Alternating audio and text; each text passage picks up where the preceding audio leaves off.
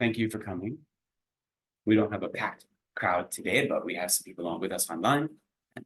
We're here and we're being recorded, so hopefully others can join later.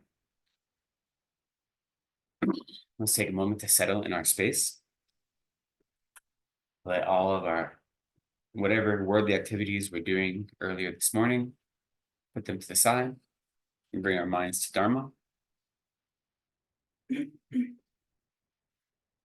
Set a strong intention that even though we're calling this the happiness series, it's not for our happiness alone that we're studying, but it's so that we might be a benefit to all sentient beings, that we might achieve the perfect state of complete Buddhahood in order to serve other sentient beings and to free them from all their suffering.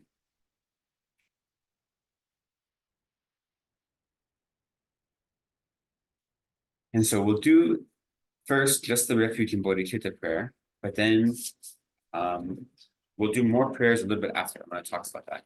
So refuge and bodhicitta prayer, if we go into the gold book, it's on page 34. And so yeah, let's start with that and then I'll talk after. So we'll do the refuge and bodhicitta 3 times in Tibetan and then once in English.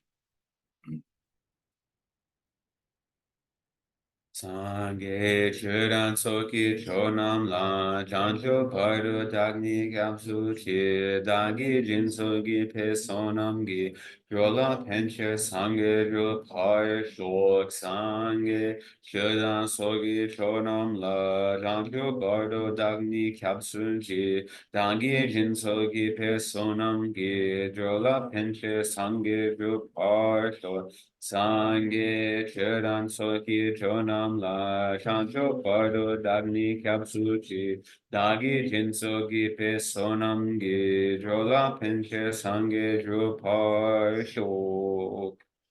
I go for refuge until I'm enlightened to the Buddha, the Dharma, and the Supreme Assembly. By my practice of giving and other perfections, may I become a Buddha to benefit all sentient beings.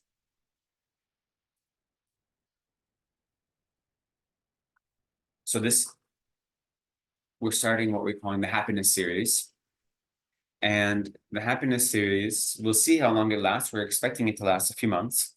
But the idea is we have 3 kind of distinct ideas. One is Buddhism at home, and then Buddhism in the workplace, and then negative emotions and toxic environments. And then each of those, we have a couple of different things we want to talk about in them. And so what we've brainstormed is that for Buddhism at home, we have this idea of cultivating healthy relationships, the power of forgiveness, overcoming trauma and grief, practicing the 6 perfections, and meditation practices at home. For Dharma in the workplace, we have everyday mindfulness, right livelihood, ethical conduct, conflict management and resolution, the power of rejoicing, overcoming stress and negative emotions, and how to meditate at work. And then for negative emotions and toxic environments, we have how to heal anger, dealing with fear and anxiety, how to handle the ego, how to deal with dishonesty, how to navigate attachments and addictions, and how to use meditation to conquer negative emotions. So those are just our rough ideas. And you can see there's a lot of overlap. The idea that Dharma at home and Dharma at the workplace are a separate thing. It's kind of the whole thing we're trying to get rid of that idea, right? We're trying to get rid of the idea that we practice Dharma differently depending on our environment. So the idea is that everything we do is Dharma practice, right? But this is since we do live in the world and have different environments we have to navigate, we're going to explore different ways to do it. So anything that you can think of that would be helpful to you in this process, let us know, and we'll make sure to include it, So the whole idea of this happiness series is how to take our teachings, our study, and to incorporate it into our everyday life. And if I just say meditate on this thing, that's not helpful, right? It is helpful, but that's not all we need. So the goal is to learn specific meditations we can do to become more familiar with things and then to apply them in the different circumstances in our life, whether it be at home, whether it be at work, or whether it be anywhere we are. And so this is kind of how we divided it up. But, please feel free, anyone, this week or in future weeks, if you have other things to say, I'd really like to know how to navigate this situation. then we can add on to this list. This list is kind of just general, right? But so for me, I've been thinking about a lot about what it means to attend a teaching once a week or twice a week, and then spend the rest of the day trying to practice. Excuse me, the rest of the week trying to practice. And I think our teachings that we do are very classroom oriented, right? And I think it's important to include prayer, not only in our teaching style, but also in our daily practice. I think prayer in the Buddhist tradition is incredibly powerful because we use prayer in a few different ways at the same time. We use prayer to teach us something, right? So a lot of our prayers remind us of, there's a long run prayer. We're going through the stages of long run, or we're going through mind training. So the prayers themselves are used as guides to remind us about what we've already studied. But then prayers are also used to help open up our hearts to receive the blessings of our gurus. They help develop compassion and other positive qualities and encourage us to live them in the world. And so, prayer is a type of meditation, right? So offering prayer is a way of meditating and a way of taming our minds, getting rid of the delusions, maybe turning off the outside world for a little bit and focusing on our minds. So prayer isn't just us reciting words, which is why, even though a lot of the prayers we recite have really nice tunes in Tibetan, that can be beautiful for us to recite them that way because we're connecting to our lineage and it makes them a little more engaging, right? But if we don't understand what that means, that's only giving us the smallest amount of benefit, which is why we do a lot of our prayers in English. And we don't have as many beautiful tunes or melodies in English because the number of syllables is different than the ones in Tibetan, right? So you have to find a balance. So most of the prayers we do here, we'll do in English because I want us to understand the meaning. But in your everyday life, you have to find what's more important for you. Maybe you already know the meaning because you studied it already. And so you know the translation. And so doing it in Tibetan with melody is more useful. But so because I think prayer is quite important, and it's not something that we do just because it's part of our daily commitments, We have this idea of, well, my daily commitments, I have to do these things every day. And that's the only reason I'm doing it. That's the only reason you're doing it. There's not a lot of benefit. So I want to incorporate prayer as something more meaningful. And so because of that, I thought these sessions, so this session is a little different. It's an abbreviated session. We're only going 90 minutes today because we have Lama Chopatsok at 12:30. So we're only going to 11:30. No, we're going to 11:30, right? Usually we'd go longer to 12. So today, we're not going to have as much meditation, but in general, in our classes, this happiness series, I think it'd be useful to have more prayers that we do together to give you something you can bring home with you and to become more familiar with the idea of praying as a way of taming your mind. And also we'll do more meditation sessions in class together to give you a chance to just have more tools to go home with. Today, we'll see what we have time for. It's the opening class, so we'll see. But so I'd like to continue with some prayers. We hand out copies of Gandhi Lagema as well as Heart Spoon. And so the prayers, I have a number of prayers I'd like to do, and I think it's a good time to do them together. So the reason these are the prayers I chose, these are very common prayers to do every day. And I chose them because they're covering different aspects of our path. So we start with bodhicitta and refuge in bodhicitta, and then the four immeasurables, because that sets the foundation, that sets the basis. And then, even as we see here, we do a 7-limb prayer, which is reminding us of a complete practice, right? Going from prostrations to offerings to confession to rejoicing to requesting, to imploring like this. I have. Thank you.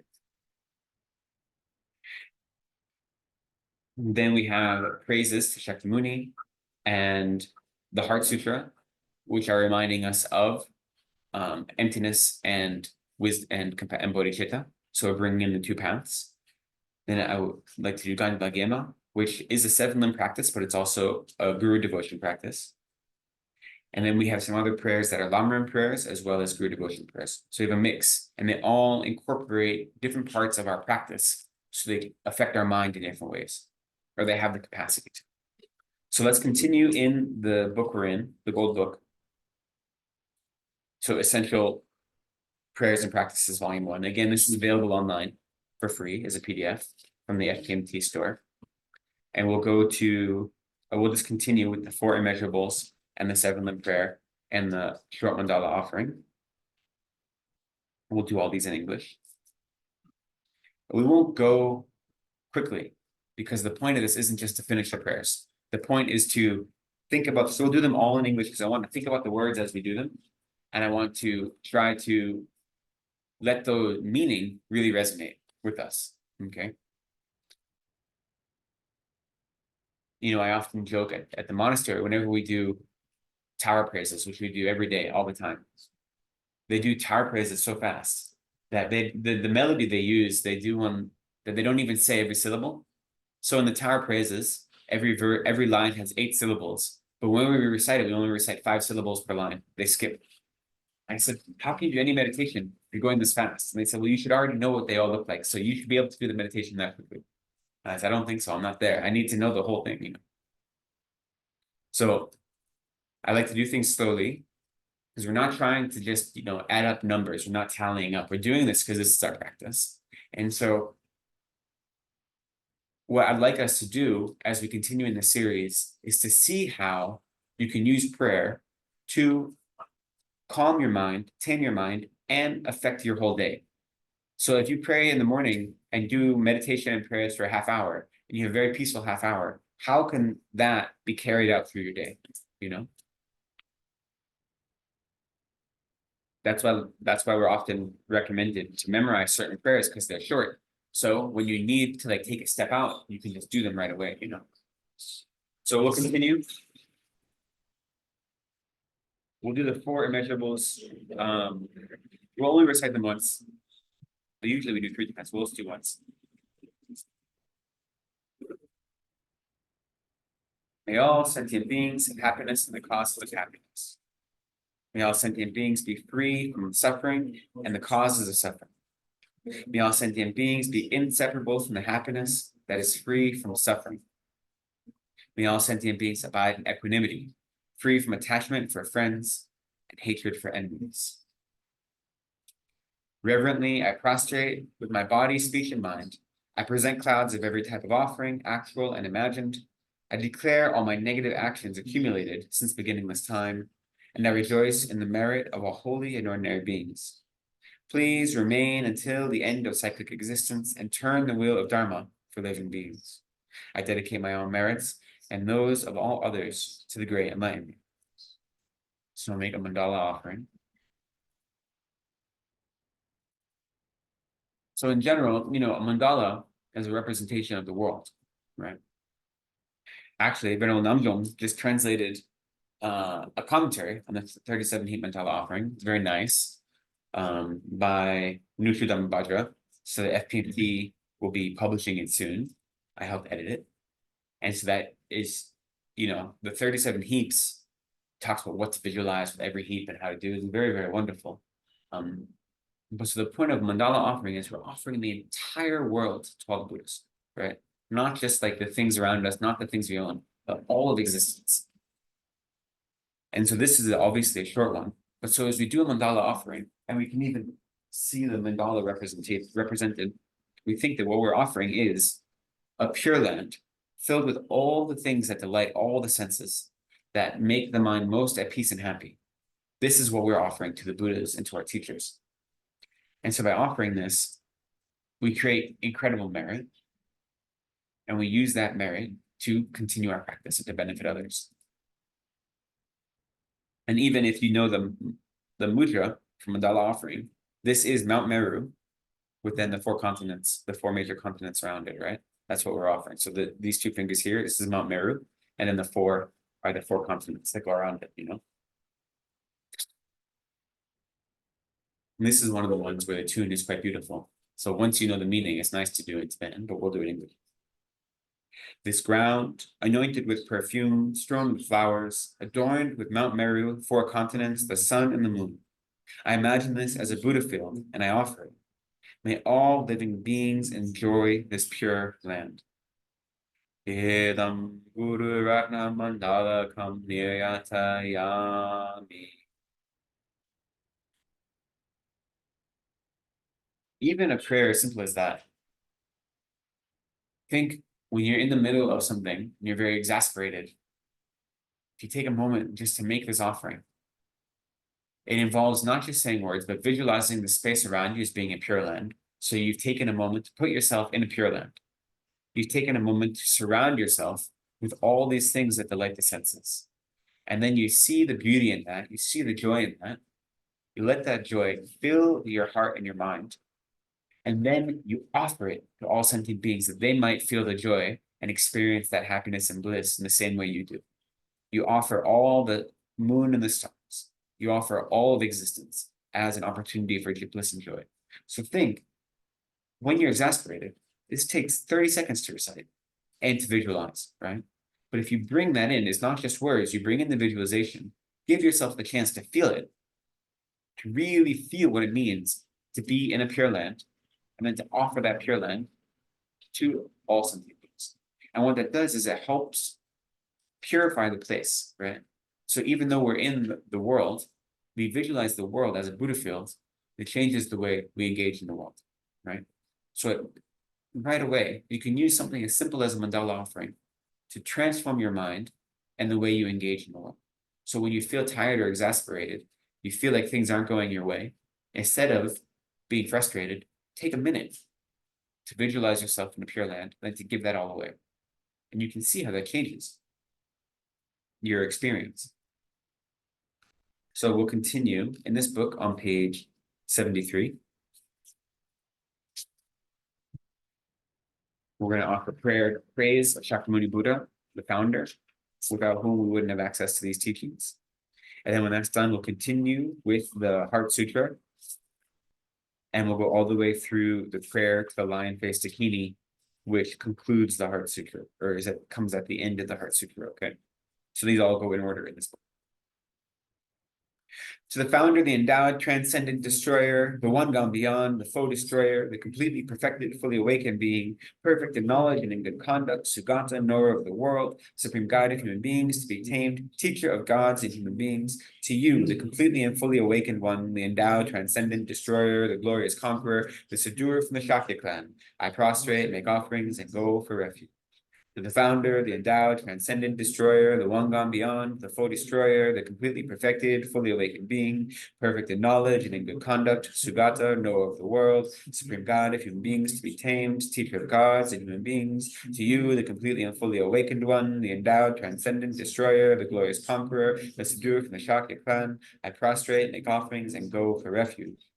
The founder, the endowed, transcendent destroyer, the one gone beyond, the foe destroyer, the completely perfected, fully awakened being, perfect in knowledge and in good conduct, Sugata, knower of the world, supreme God of human beings, to be tamed, teacher of gods and human beings. To you, the completely and fully awakened one, the endowed, transcendent destroyer, the glorious conqueror, the subduer from the Shakya clan, I prostrate, make offerings, and go for refuge. When, O supreme amongst humans, you were born on this earth, you paced out 7 strides and then said, I am supreme in this world. To you who are wise then, I prostrate. With pure bodies, form supremely pure, wisdom ocean like a golden mountain, fame that blazes in the 3 worlds, winner of the best, Lord, to you I prostrate. With the supreme signs, a face like spotless moon, color like gold, to you I prostrate.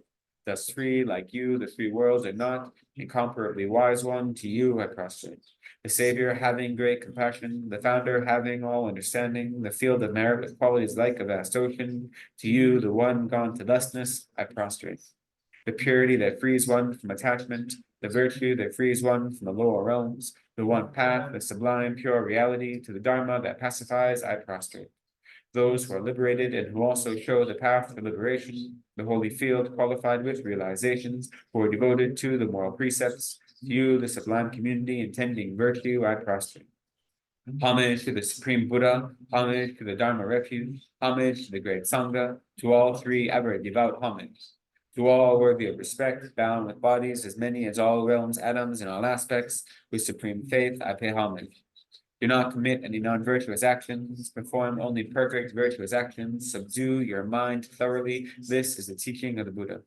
A star, a visual aberration, a flame of a lamp, an illusion, a drop of dew or a bubble, a dream, a flash of lightning, a cloud, see, condition things as such.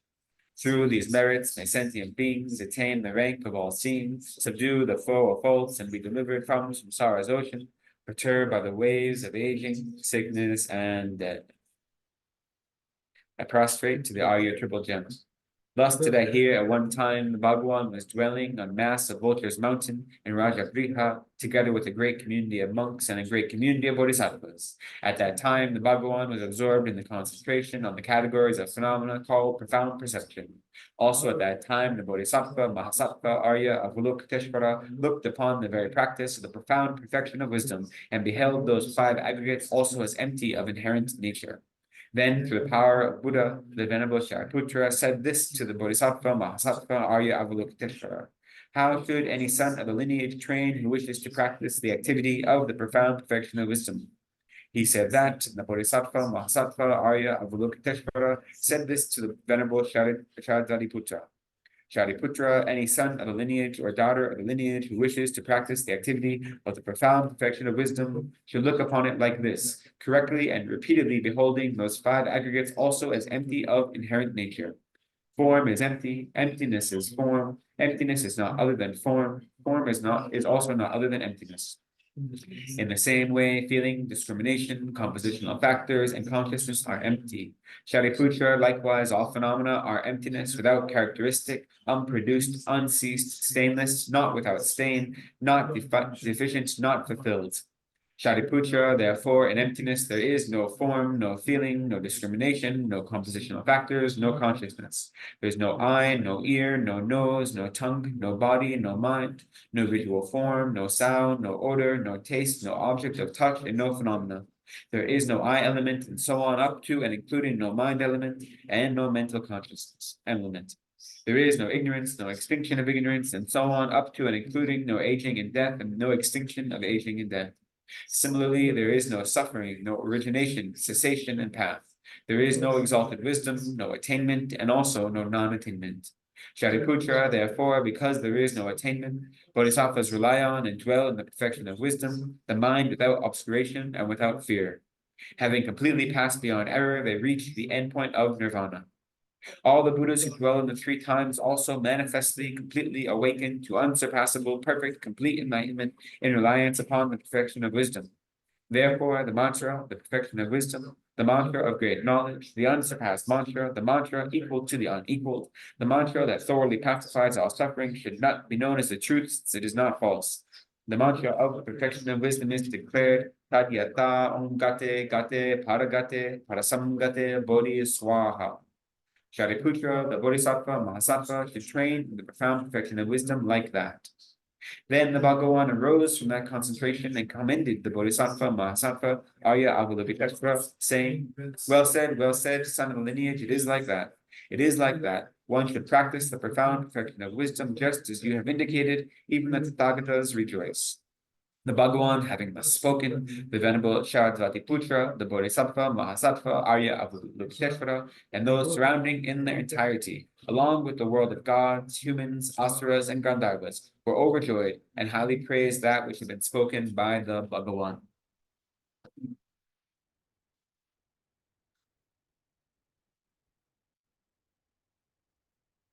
I prostrate to the gathering of dakinis in the three chakras who abide in the holy yoga of using space. By your powers of clairvoyance and magical emanation, look after practitioners like a mother would her child. Akasamara Sashadara Samaraya Pe Akasamara Sashadara Samaraya Samaraya Samaraya Akasamara Sashadara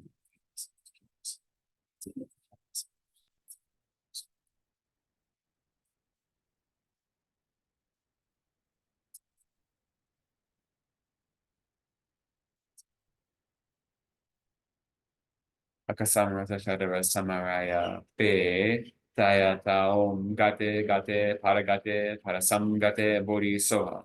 By the power of the teachings of the three supreme jewels possessing the power of truth, may inner and outer hindrances be transformed. May they be dispelled. May they be pacified. Shintam Kurute Swaha. May all negative forces opposed to the Dharma be completely pacified. May the host of 80,000 obstacles be pacified. May we be separated from problems and harmful conditions to Dharma. May all enjoyments be in accord with the Dharma. and may there be auspiciousness and perfect happiness here, right now.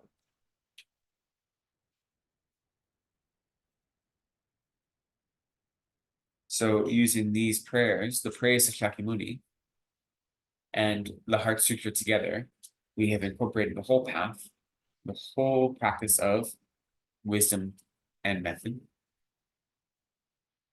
And we have taken a moment to set our minds in a space of recognizing the non-inherent nature of all reality. By offering this prayer to Lion Face Dakini and this mantra, we are helping to expel all the minds of self-grasping, as well as all of the, we say, forces that are opposed to Dharma. What does it mean to overcome the forces that are opposed to Dharma? It doesn't mean physically overcoming them. It means creating a space in which they no longer harm themselves or harm others. You know? So whether that means creating a new environment for them or just changing the mind, the way we relate to them, it's not about physical overcoming, but it's about a mental overcoming. Not to convert everyone to Buddhism, to practice the Dharma, but to encourage people to be the best human beings they can be, right? To create the space for everyone to have happiness and joy and to not suffer, regardless of what they do to achieve that happiness. So next, I would like to, as another prayer, I'd like to offer the Gandhi Lagyema. So that is in this handout. Unfortunately, it's not in this gold book, the Lama Tsongkhapa Guru Yoga handout. If you are downloading it, it's in there is the silver book.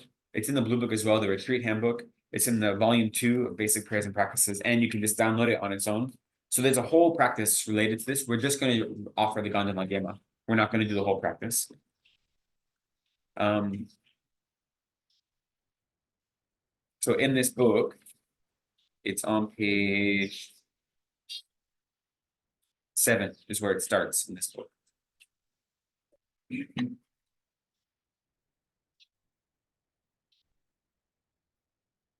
The Gandhi Lagyema practice is guru devotion to Lama Tsongkhapa, but it's also the 7-limb prayer. And so when you study the 7-limb prayer and the importance of all 7 aspects of practice and how they make a practice complete, then that knowledge can inform the way you engage in offering in this prayer and how this prayer can transform your mind by prostrating, offering, confessing your own negative actions, and rejoicing in others' positive actions, requesting the teachers to stay, requesting the teachers to continue to teach, and dedicating merit. All these are incorporated in this guru devotion. So it's very powerful for transforming our minds in that way. From the heart of the savior of the 100 deities of Tushita, on the peak of a cloud resembling a clump of extremely white fresh curd, king of Dharma, omniscient Lobsang Drakpa, please come here together with your sons. In the sky before me, on a lion throne, lotus and moon, may perfect pure Guru smiles with delight. Supreme field of merit for my mind of faith, please abide for 100 eons to spread the teachings. Your holy mind has the intelligence that understands the full extent of objects to be known. Your holy speech with its excellent explanations is an ear ornament for those of good fortune. Your holy body is radiantly beautiful with glory renowned. To you who are meaningful to see, hear, and remember, I prostrate. Pleasing drinking water, various flowers, fragrant incenses, lights, scented waters, and so forth. Oceans of cloud-like offerings, both actually arranged and mentally emanated, I offer to you the supreme field of merit. Whatever non-virtue of body, speech, and mind, especially those opposite to the 3 vows that I have collected from beginning this time, I confess each and every one with fervent regret from my heart. You strove for much learning and practice in this degenerate age and made your freedoms and richnesses meaningful. By abandoning the worldly concerns, Savior, we sincerely rejoice in your extensive deeds. Perfect, pure, holy gurus from the billowing clouds of wisdom and compassion in the sky of the Dharmakaya, Please let fall a rain of profound and extensive Dharma upon the receptacle of those to be subdued exactly as they need. May whatever virtue I have collected benefit the teachings in all transmigratory beings, and in particular may it cause the essence of perfect, pure Losang Drakpa's teachings to shine forever. So then returning to the Gold Book, to page 93, I want to offer Foundation of All Good Qualities, a prayer composed by Lama Tsongkhapa that is a Lamrim prayer. So it gives us a chance to meditate on the entire path to Buddhahood.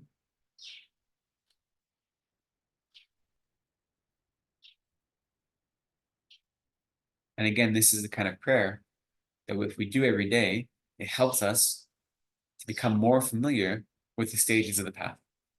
So we start with Guru devotion, perfect human rebirth, and so forth. And just constantly reminding ourselves of these different meditative practices will infiltrate our day. When you're having a hard time and you're in an argument with someone, and you remember, I have a chance to practice Dharma because I have this perfect human rebirth. Why am I spending it arguing? Why am I spending it getting upset? Just that little moment can transform that experience, right? So we wouldn't think of perfect human rebirth as being something that might motivate us in our everyday life, but it can. But we need to have it there. And so prayers like this help us set, the Lamrim in our hearts. The foundation of all good qualities is the kind, perfect, pure Guru. Correct devotion to him is the root of the path. By clearly seeing this and applying great effort, please bless me to rely upon him with great respect. Understanding that the precious freedom of this rebirth is found only once, is greatly meaningful, and is difficult to find again. Please bless me to generate the mind that unceasingly, day and night, takes its essence. This life is as impermanent as a water bubble. Remember how quickly it decays and death comes. And after death, just like a shadow follows the body, the results of black and white karma follow. Finding firm and definite conviction in this, please bless me always to be careful to abandon even the slightest negativities and accomplish all virtuous deeds. Seeking samsaric pleasures is the door to all suffering. They are uncertain and cannot be relied upon. Recognizing these shortcomings, please bless me to generate the strong wish for the bliss of liberation.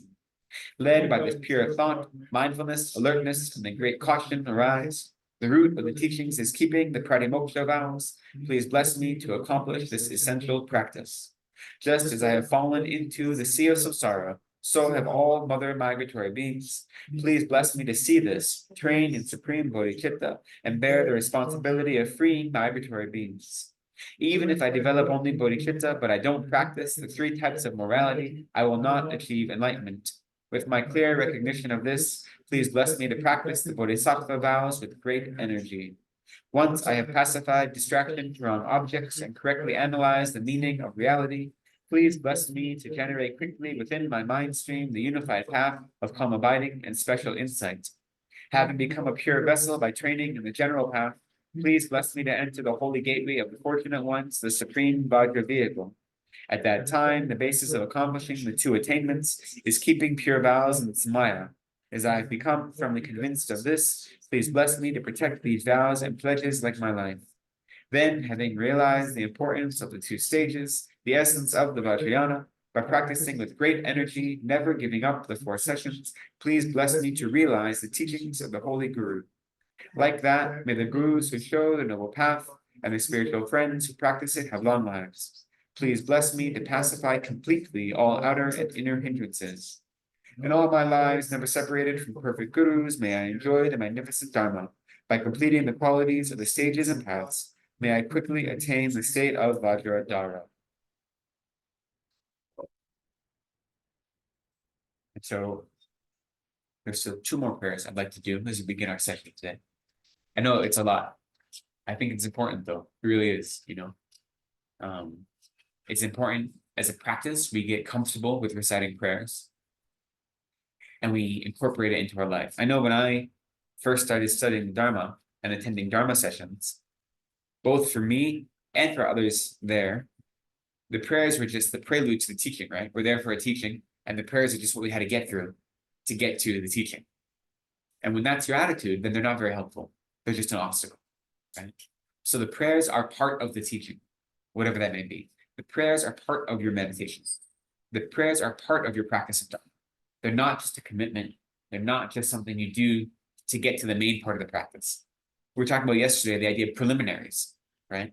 We use the prayers as preliminary to our meditation or preliminary to our teaching because the prayers are preparing our minds in such a way that our minds are fertile to receive the Dharma and to practice the Dharma. So prayers are doing that for us, and I've seen in my life as someone who, when I found Buddhism, it was because when I started studying religion in college, it's because I had no faith in religion at all. I thought all religious systems were broken and corrupt, were designed to abuse people and hurt people. That's why I wanted to study religion. I didn't think they had any utility. And I took a class on Buddhism and I realized how much I was missing in my life and my whole mindset changed. But that was my cynical, angry 18-year-old attitude, right? And it's easy to have little traces of that. Even now, even though I believe in the Dharma, why am I doing all these prayers, Or often you get a message in the afternoon saying, oh, after debate this evening, we have an hour worth of prayers to do at the house, And you find out right before you have to go to debate, oh, and then you have this moment, you're like, but why would we have that attitude, right? The chance to engage in prayer, especially in group prayer, it's really powerful. But our mind is like, I'd rather be doing something else. You know what I mean? And so for me, prayer is a great practice because there are many times where my worldly mind wants to be doing something else. I want to be reading a book. I want to be studying. I want to be doing something else, right? That's the type of laziness, right? The doing non-Dharma activities and having energy and dedication to non-Dharma activities is a type of laziness. I'm so full of that. So prayers are a very great opportunity for me to look at my mind, saying, why do I not want to sit down and offer these prayers for an hour or for 30 minutes or for 10 minutes? What is it about my mind that needs to seek after worldly things? So I have two more prayers I'd like to do. Again, these are not preliminary to our practice. These are our practice. So again, in the Gold Book, page 125. This is calling the Guru from afar.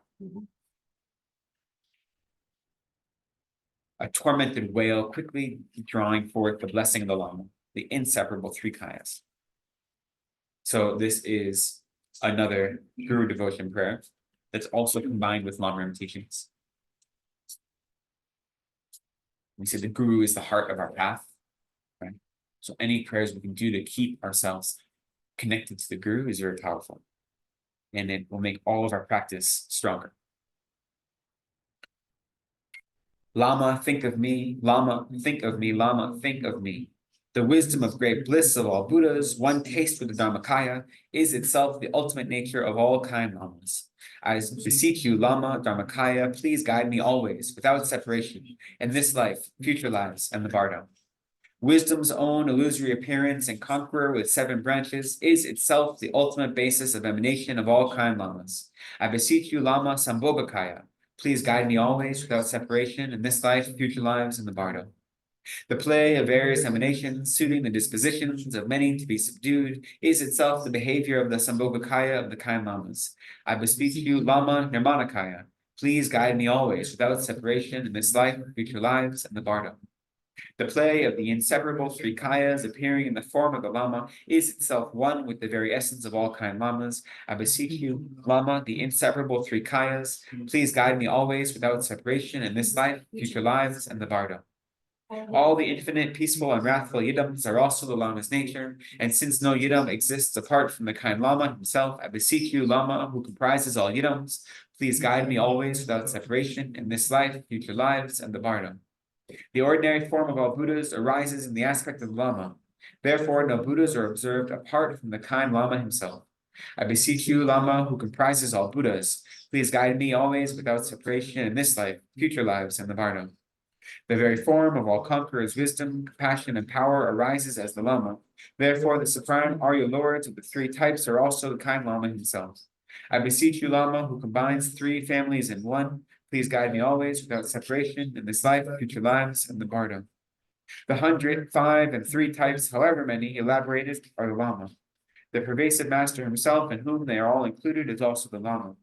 I beseech you, Lama, as master of all the families, Please guide me always without separation in this life, future lives, and the Bardo. The creator of all Buddhas, Dharma, and Sangha is the Lama. The one who combines all three refuges is the Kai Lama himself. I beseech you, Lama, whose presence combines all refuges, please guide me always without separation in this life, future lives, and the Bardo.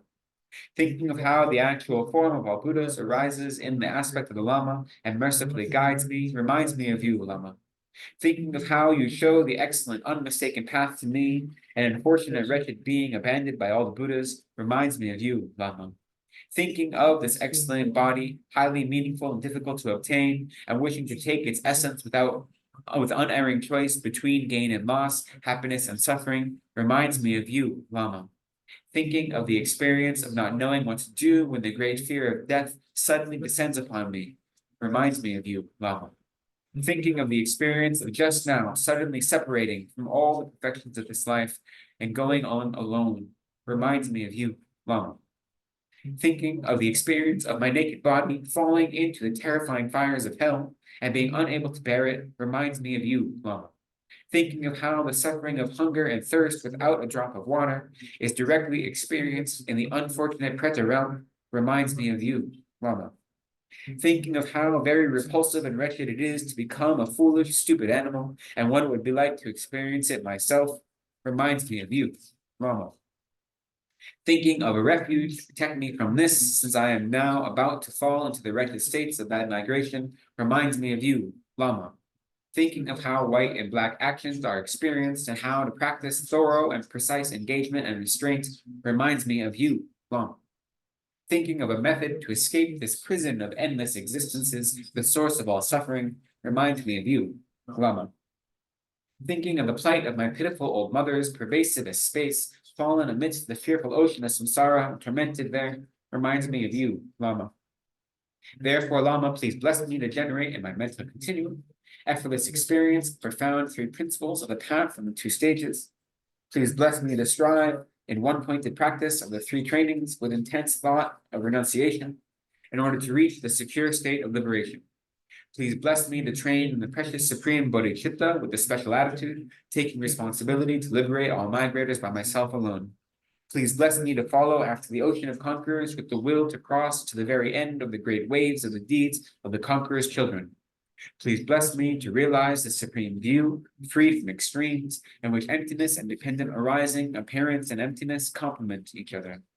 Please bless me quickly to generate the experience of taking the three kayas into the path, ripening the bases of birth, death, and the bardo. Please bless me to arise as the illusory divine body itself, the play of the four joys and four emptinesses, the wind and mind absorb into the central channel. Please bless me to meet the ultimate Lama, the bare face of my innate mind, with the covering of perception of true existence and perceiving it as true removed. Please bless me to be one with your three secrets, Lama, and the vast Dhammakaya of great bliss, which has exhausted the elaborations of the two obscurations. In short, please abide inseparably in the center of my heart until the great enlightenment. And mercifully bless me, the child, to follow after you, the father. Lama, think of me. Lama, think of me. Lama, think of me. Great. So that's the whole path, right? From Guru devotion up through practice of Tantra.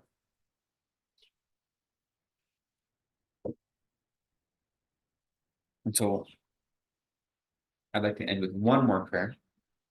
And then we only have a little bit of time left. That's okay. We'll see what we can cover today. I think in the future, we'll do these prayers. We can do them a little more quickly. But since this is our first class, I wanted to do them with a little more deliberateness. And also, I've been talking a little bit as we go. So I think you should have a copy of Heart Spoon. I don't know how many of you were here a couple of years, maybe like almost 10 years ago. Lama Zopa gave a teaching on this text here. It was quite powerful. It was in 15, so 9 years ago. I'm not going to recite it the way he did. If you remember, he was very emphatic the way he recited the last line of every verse. This is going to happen to you. And whenever I recite it, that's what I hear. But I think we'll just recite it a little more plain, okay? But, you know, as you need to do in your practice. the point of this is to open your heart. So this is composed by Rimshi. And it's called Heart Spoon. It's such a strange title. The way it's been explained is, I've only heard this explanation from one person, so I have to take it.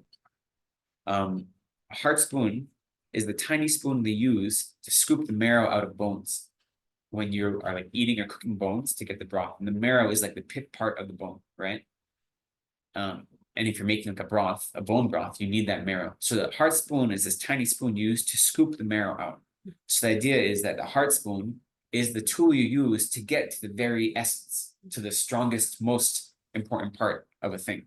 That's why it's called heart spoon, because it's taking the essence of the teachings and putting it in. I don't know if that's actually where it comes from. That's where I've been taught the meaning is. I've never seen the term anywhere else in any of my studies, so who knows,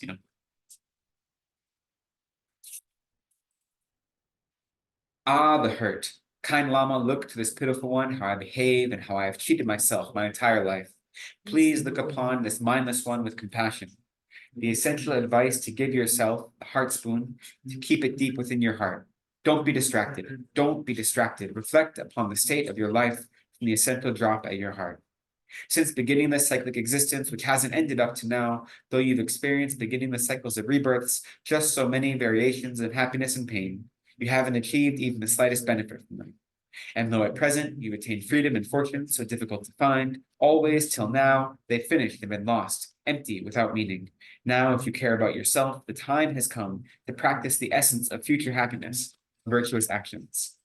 You appear so capable, smart, and clever, but you're a fool, while you cling to the child's play of the appearances of this life. Suddenly, you're overwhelmed by the fearful Lord of Death, and without hope or means to endure, there's nothing you can do. This is going to happen to you. Because you think, I'm not going to die for some time, I'm not going to die for some time, while distracted by the never-ending activities of this life, suddenly the fearful Lord of Death arrives and says, now it's time to die. This is going to happen to you. Though you make arrangements saying, tomorrow, just then suddenly you have to go. This is going to happen to you. Without choice, leaving behind in disarray your left off work, left off food and drink, you'll have to depart. This is going to happen to you. There's no time other than today to spread your bedding and to go off to sleep. And upon your last bed, you fall like an old tree, and others, unable to turn you over with their lily soft hands, tug at your clothes and blanket. This is going to happen to you.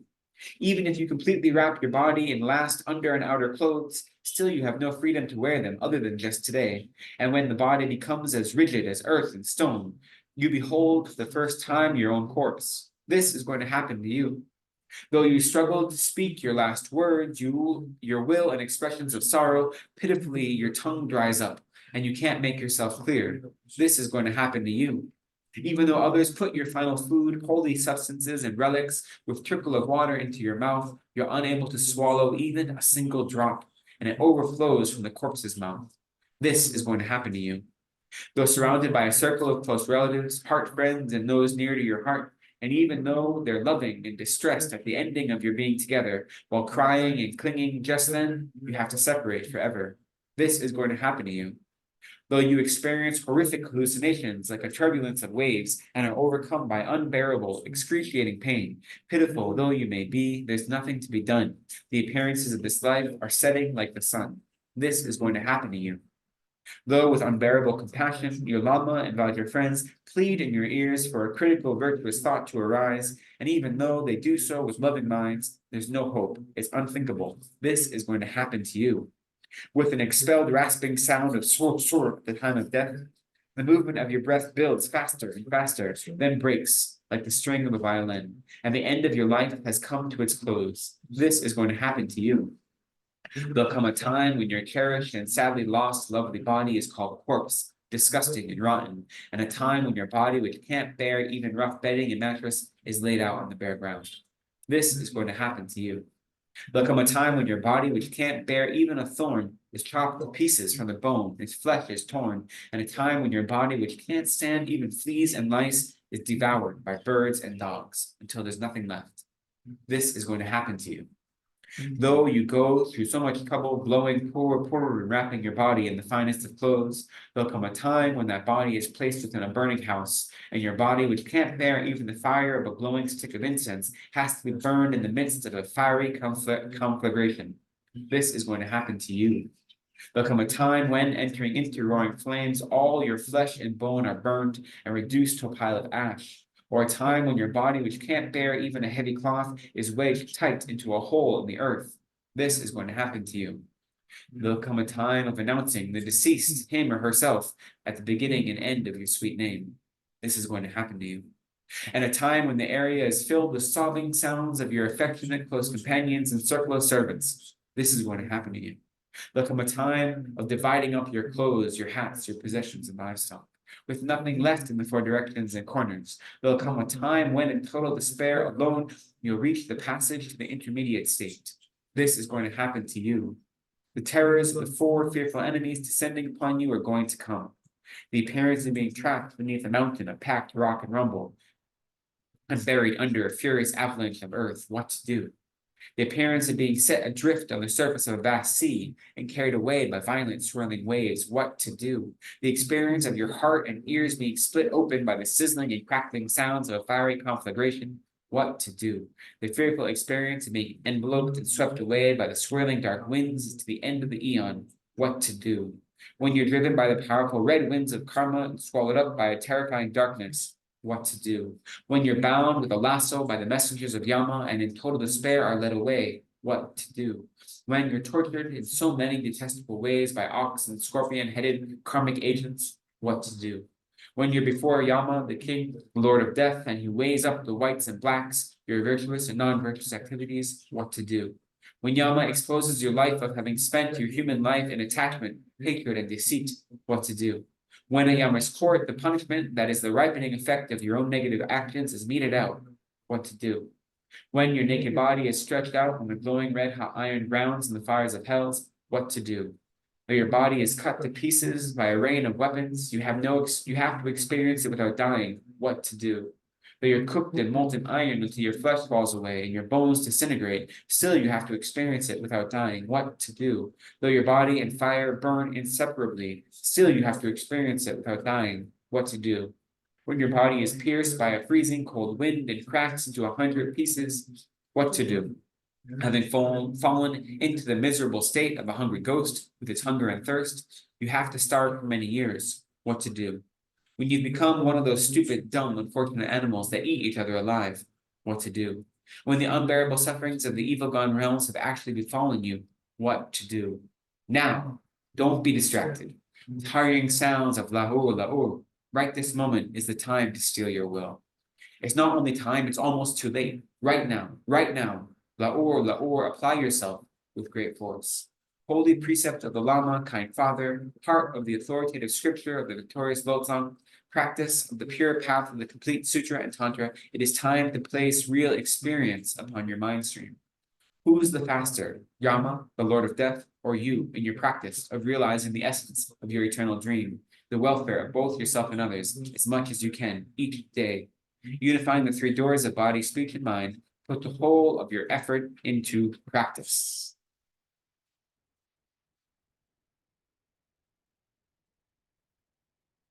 So you need a little bit of motivation. Bonka is there to give it to you, right?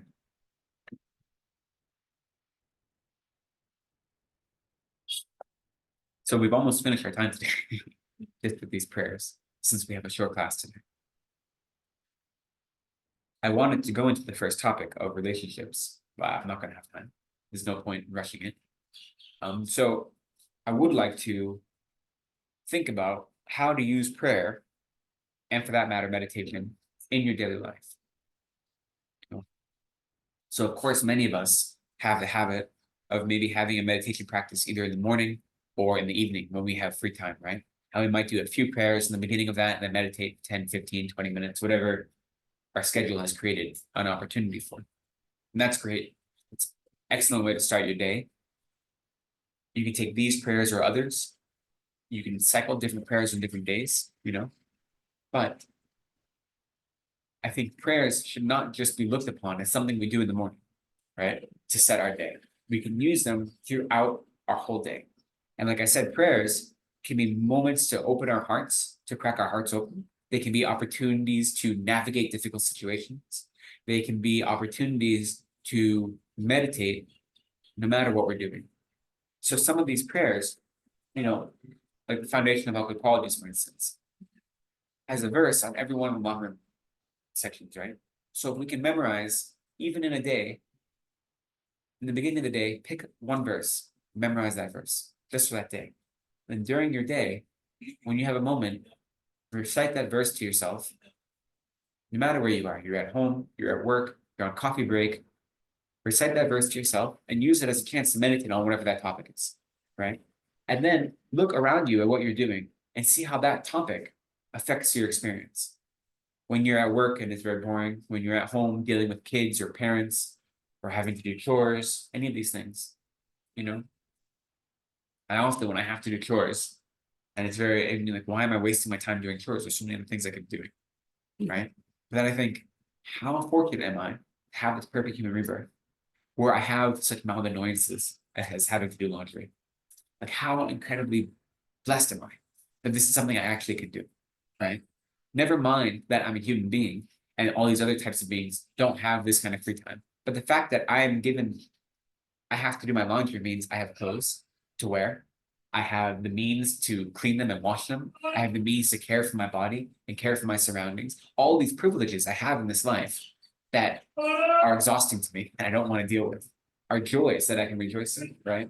So even when I'm doing something as mundane as washing my clothes or cleaning dishes, I can use the meditation on a perfect human rebirth to remind myself I'm very blessed and lucky. And so having these prayers to recite that verse makes it stronger in your heart, right? So I think prayer is something you do all day long. You don't have to do it out loud. You don't have to sing a tune. But if you have some of these verses memorized, try to incorporate it. So what I advise is in the morning, pick a prayer you want, and maybe let's say foundation of all good qualities, or let's say the 8 verses of mind training, anything like this. If you recite that every morning and then pick one verse that you have memorized, and throughout your day, come back to that verse. And if you don't have it memorized, just write it down. One verse is very small. You can keep it in your pocket with you or in your purse like this in your bag. And try to bring that one verse with you throughout the day.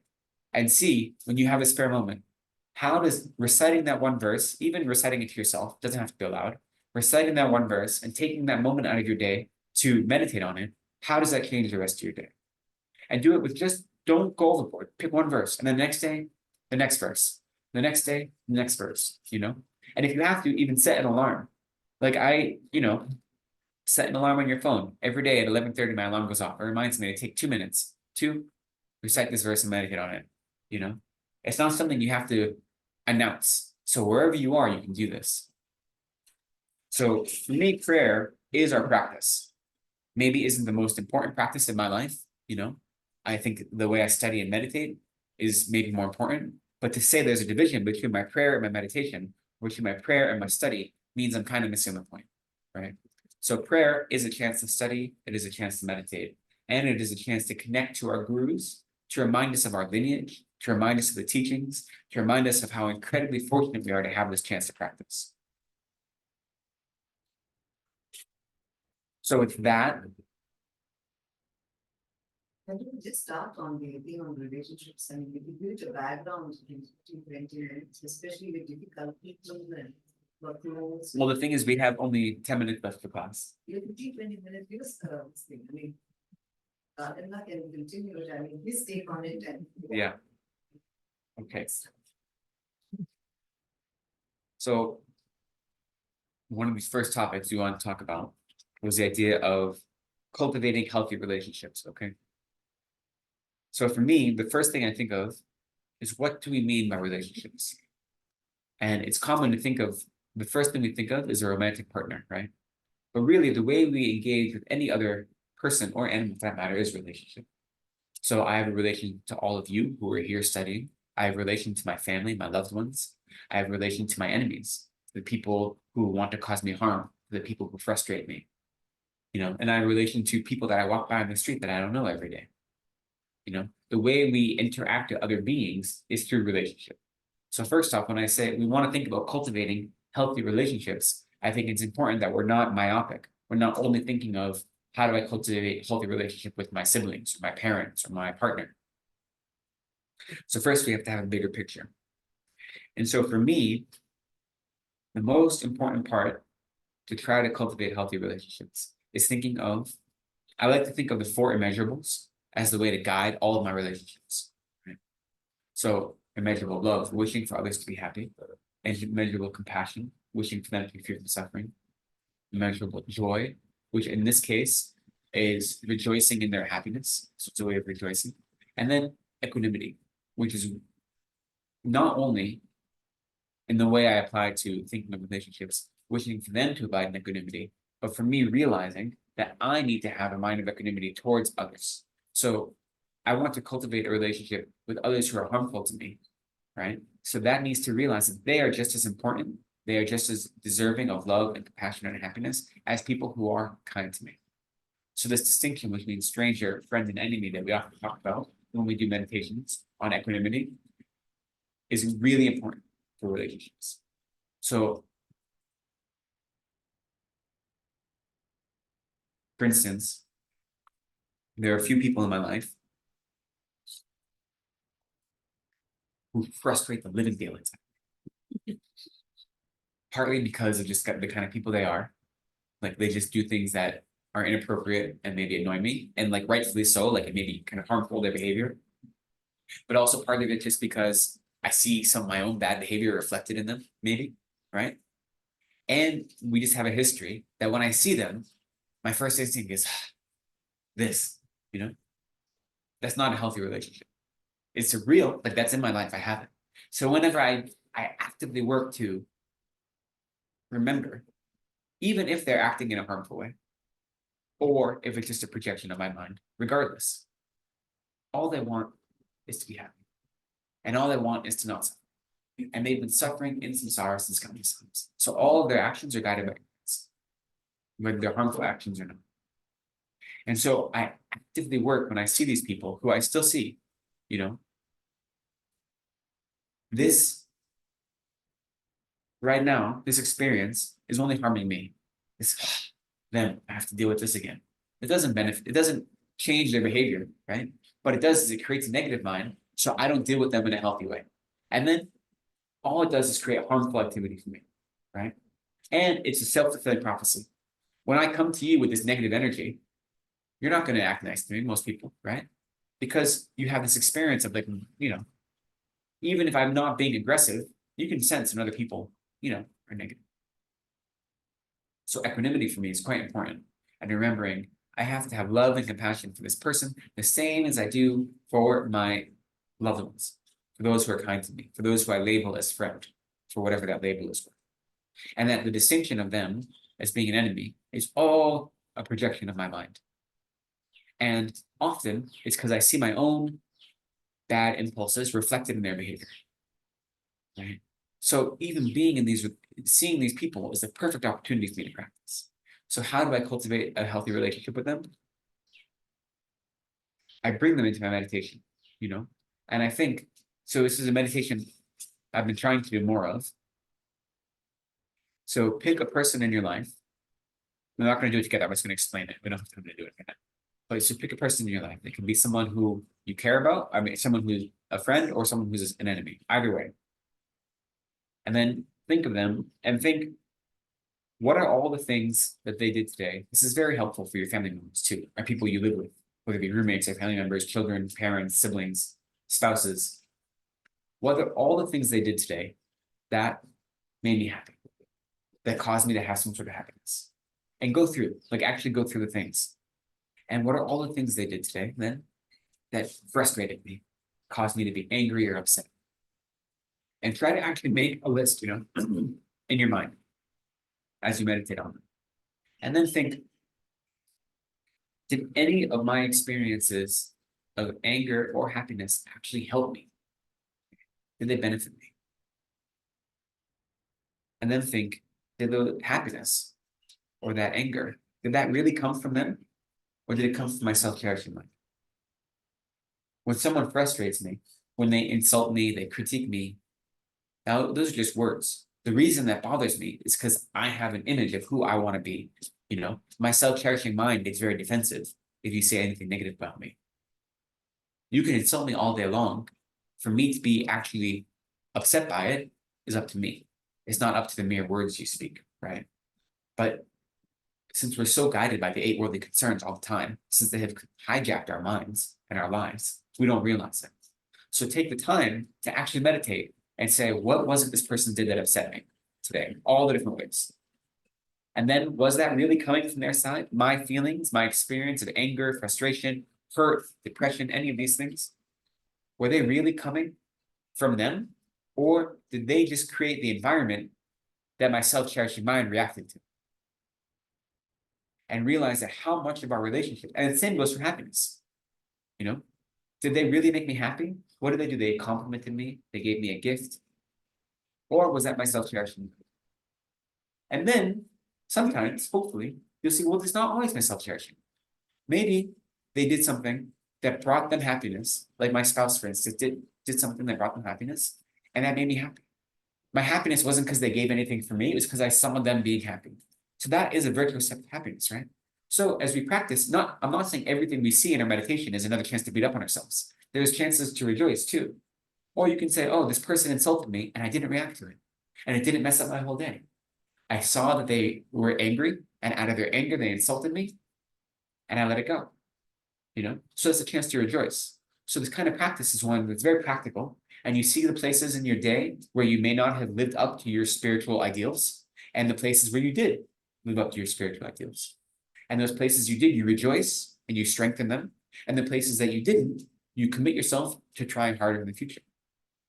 So you can do this in a very vague way, but I really encourage us to do this in a very literal way.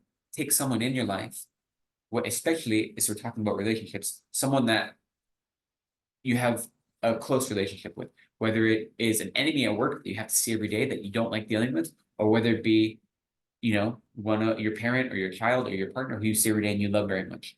Take these people and actually use them in your meditation. And the benefit of that is, as we've said over and over again, what is meditation? It is making our minds familiar with itself, right? So when we become familiar with visualizing a certain person and then reacting to them without a mind of self-cherishing, but instead a mind that wishes for own happiness, then when I actually navigate the world and I see them, that's my instinct. It's no longer this vague idea, but it's like, oh, every time I see person X, I trigger a spiritual practice, as opposed to trigger a non-spiritual practice or a worldly response. So that is one meditation about relationships that I think will be very helpful, that I've been trying to do more and more. I think we talk about meditation, and all of the meditations are often very lofty. But every single moment of our day is an opportunity to meditate, right? To become familiar with our mind. So bring in specific examples from your daily life into your meditation. Meditation doesn't solve your problems. So if you think that I'm going to meditate on this topic and I'll have a magical answer, that's not what meditation does. But what meditation does is it lets us see our own downfalls and our strengths. And then it lets us calm our mind in such a way and develop a mind in such a way that we can bring that spiritual practice into everything we do. It doesn't give us answers. It gives us the tool to find answers on our own, right? So use specific examples from your life in your meditation. That's okay. That's not a corruption of the meditation, Use things that happened in your life and say, what could I have done different? How would that have changed my life? Or not my life, but my experience. I think there's a fear sometime of going off script with meditations. And to be fair, if you do think, people can start, you can meditate on anger all you want, but if it makes you more angry, that means you're kind of doing it the wrong way, right? And you can do that. You can meditate on it. You can meditate on anything. Becoming familiar with anger is not helpful. Instead, you meditate on anger to see all of its downfalls. So I'm not saying just do whatever you want, but use a discerning mind. It's okay to go off script and bring experiences of your life into your meditation practice, into your daily practice. Then every moment of your day can be a type of meditation. So don't say, now is the time for me to go do data input. Now is the time for me to eat lunch. Oh, now is time for meditation. Now is time for me to watch TV. No, they all can be meditation if we let them be. So that's what we need to work on, is bringing meditation into everything we do. So that is a little taste of healthy relationships. One way to meditate on others to encourage healthy relationships and using the idea of the 4 immeasurables as the basis for a healthy relationship. There's a lot more we can talk about, so hopefully Kelvin can expand on that. I just gave a little brief introduction to it today. Because we didn't do much else besides prayers today, so you're right, it's good to have a little taste of something else. But I think, again, this is hopefully going to be an ongoing series that'll take, a few months as you go through these 3 main topics: Buddhism at home, in the workplace, and negative emotions in toxic environments. And so, for me, incorporating prayer, the idea of prayer, is really important to this whole project we're doing. And I think that thinking of prayer as something you do once a day only, similar to meditation, is not the best way to deal with it. Thinking that it's a commitment you do to get to the real part of your practice is not making the most of that opportunity.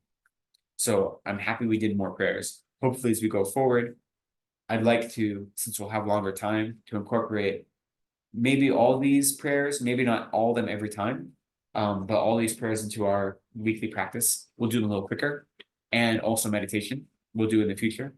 We don't have time today. So I think what we'll do now is we will end, because we have to prepare for our Lama Chopa, which is in an hour or so. And so maybe we'll do some dedication prayers. So hopefully we've created some merit for our time together today, talking about how to practice Dharma, how to live Dharma, talking about how we can make every moment of our life Dharma.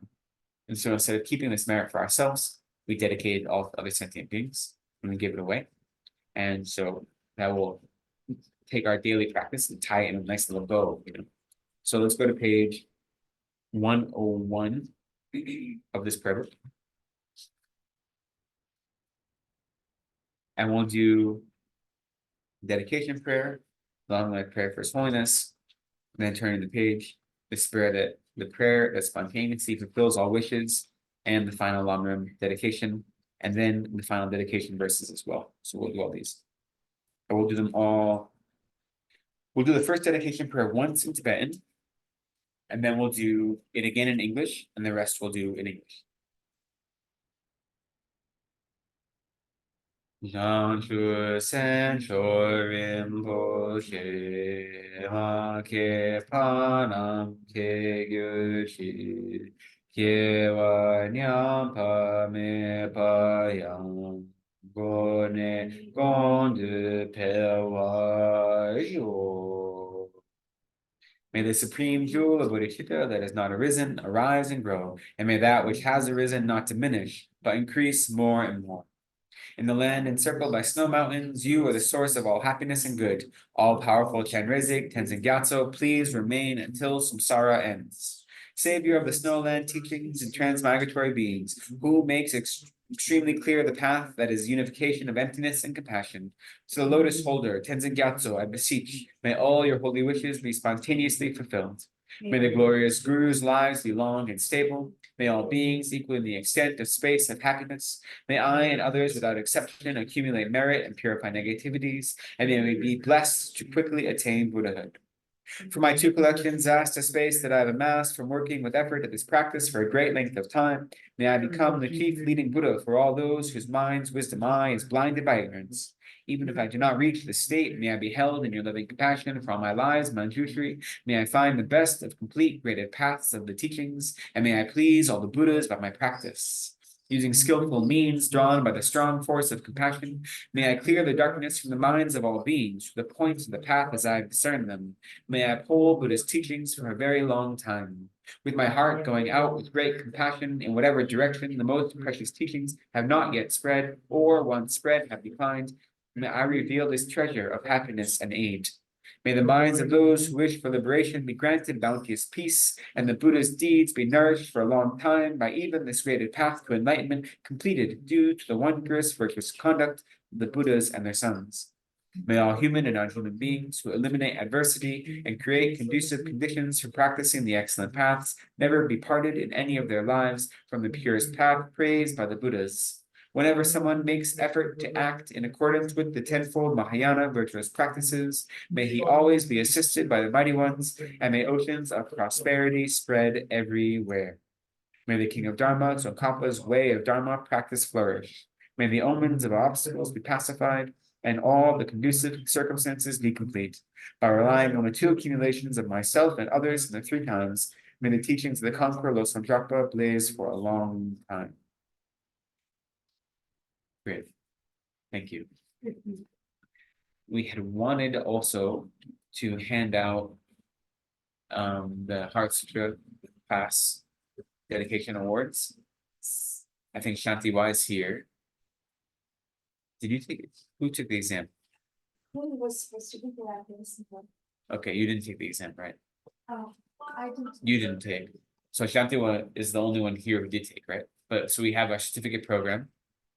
And so we, in last year, ending in November, we had a course on the Heart Sutra, and then there was an exam.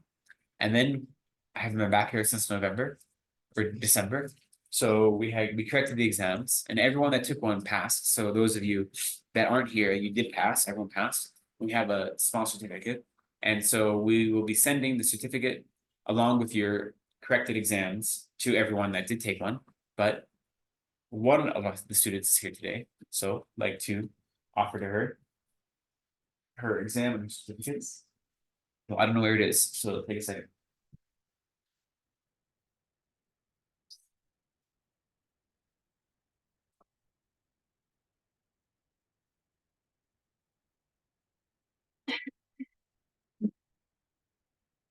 I'm finding the exam. Keep finding them.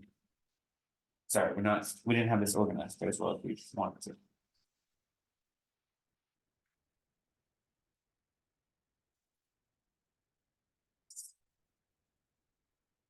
So Shanti, please. So Shanti completed the Heart Sutra program. Congratulations. Congratulations. This is certificate for you.